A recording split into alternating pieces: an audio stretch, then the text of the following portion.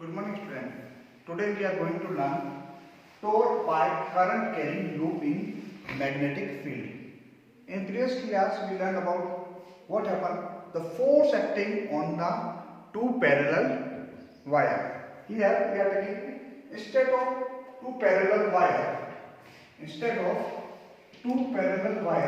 we are just taking a rectangular loop here.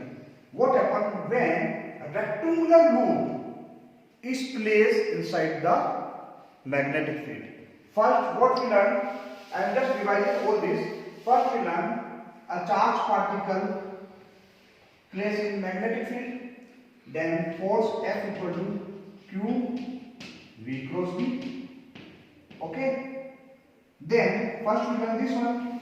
Second, a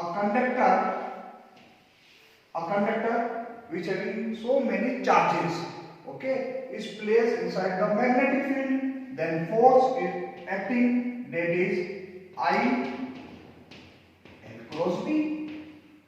Okay, then what happen? If two conductor, thereafter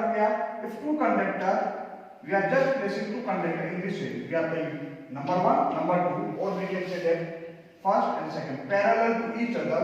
Then again force acting on them, that is force F equal to mu naught upon 2 pi I1 I2 upon R, where I1 is the current passing from first conductor and I2 is second, and distance between the both the conductor is R.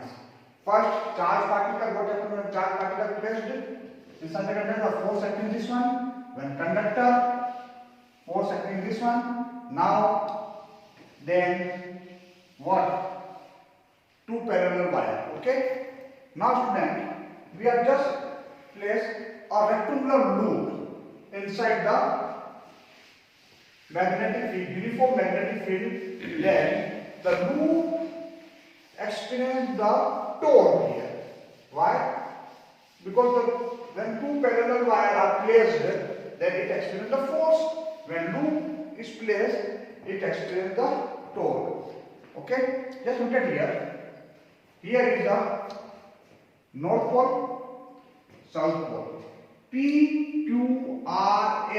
Okay, student. PQRS is our loop, rectangular loop, which is placed in the uniform magnetic field. Direction of the magnetic field is from North Pole to South Pole. So we are just make a direction here. That is B. Okay. Direction from this one to north to south. Okay. And here, if the wire is placed inside the magnetic field, naturally it experiences the force. So just like that, if this one, this is the wire P2, this is the RS. Okay. Look at here. This is our normal line. That is our normal line. And the rectangular loop make an angle theta with the normal. Okay. The length and breadth. PS is the side of rectangular loop and P2 is another side of the rectangular loop. Okay. Then current is I flowing through the rectangular loop. So the current flowing through the I is the current through loop P2RS. Okay. AB is the area of loop. Okay, student. AB is the area of rectangular loop. Okay. Length into breadth. Theta is the angle between normal and magnetic field B. Theta is the angle between them. Okay. Then according to the Fleming left hand rule, just look at here. Direction of the index finger show the direction of the index finger show the direction of the magnetic field. Okay. Yes. What?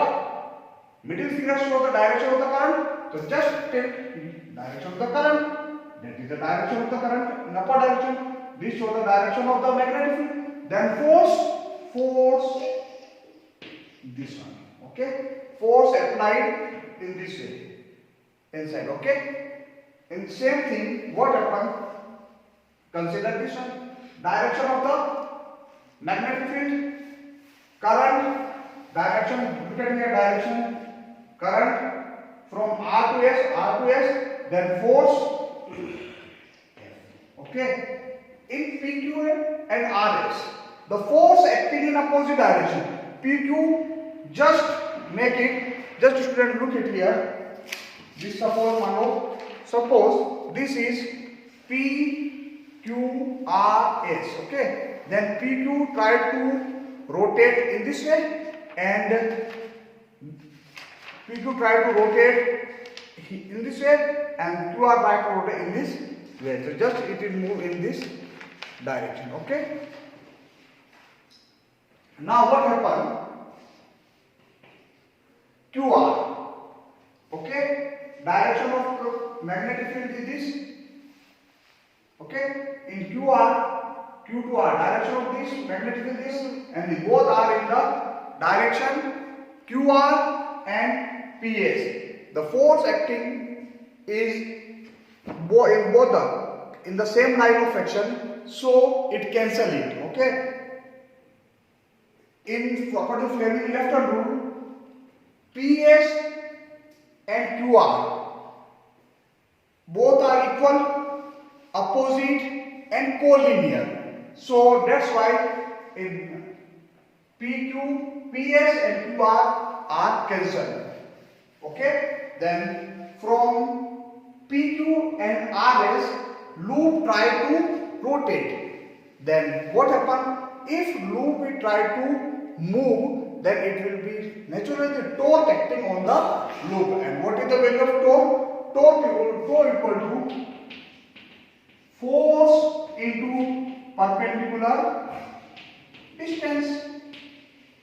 For that we are taken here, that is the magnetic field B and N. Just take it here from this one. Here is a Q and R. Q try to at Q, force is tried in this one inside the board, and R is try to move outside, and it make the angle theta.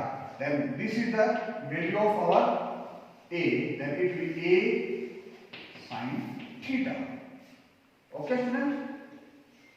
A sin theta. For this we can find the force into perpendicular distance. That is the torque acting on the loop. Now just place what is the value of force. We already know value of force is, yes, what? ILB sin theta. Here instead of L, we are just consider the length of the PQ. Then force is equal to I is the current, B is the length, and B is the magnetic field. Okay, L and B are both are in perpendicular direction. That sin theta equal to 1, and perpendicular distance A sin theta. So what we get? IAB sin theta. Okay, what AB? AB is the AB is the area of the loop. So torque equal to IAB sin theta. Capital A is the area of the loop. If the loop have n turns, then torque equal to NIAB sin theta. Capital N is the number of turns. Here we are taking only one turn. Okay. But if the coil having a n turns, then tau equal to NIBA sin theta. Okay. This is the force, or we can say the torque acting on the loop. One more thing, that is the magnetic moment. Okay, student. Magnetic moment is what? IAB. Okay. NIA. Okay.